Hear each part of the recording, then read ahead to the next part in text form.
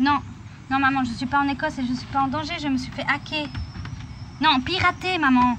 Mais non, j'ai pas envoyé cet email et j'ai pas besoin de 20 000 francs. Non, attends, remarque, tu sais quoi, j'ai vu un super télescope et qui pourrait... Hein? Non, non, c'est pas une question de vie ou de mort, non. Oui, certes. Hein? Aller au marché avec toi, mais j'ai pas envie.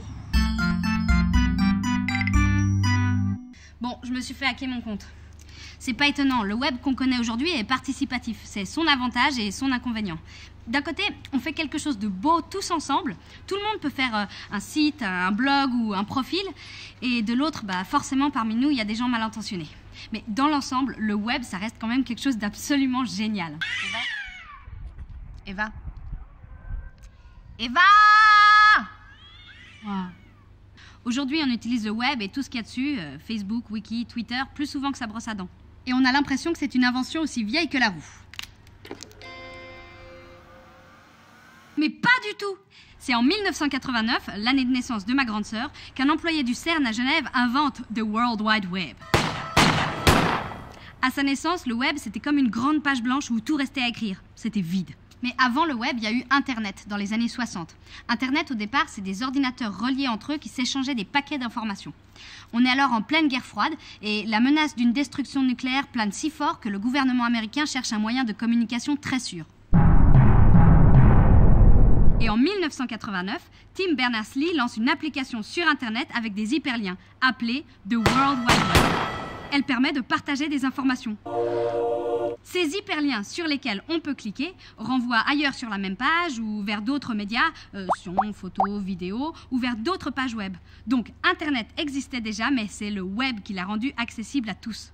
Le web a eu une évolution extrêmement rapide, au contraire de ma grande sœur. Quelques années à peine après son lancement, le web squatte déjà les unis et les cafés. Ça, c'est le web 1.0 qui permet déjà d'acheter des choses online. Nous, on a le web 2.0. C'est celui qui nous permet de bloguer n'importe quoi sur n'importe qui. Aujourd'hui, les réseaux sociaux se multiplient.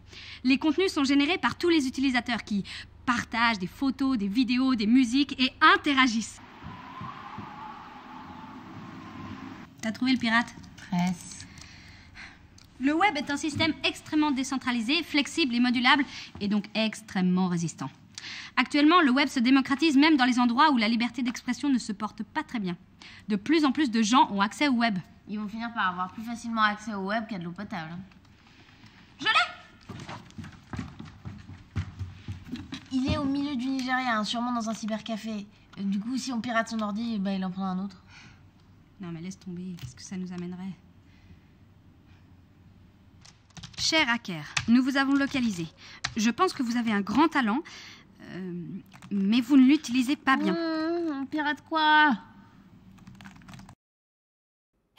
Abonne-toi à ma chaîne YouTube.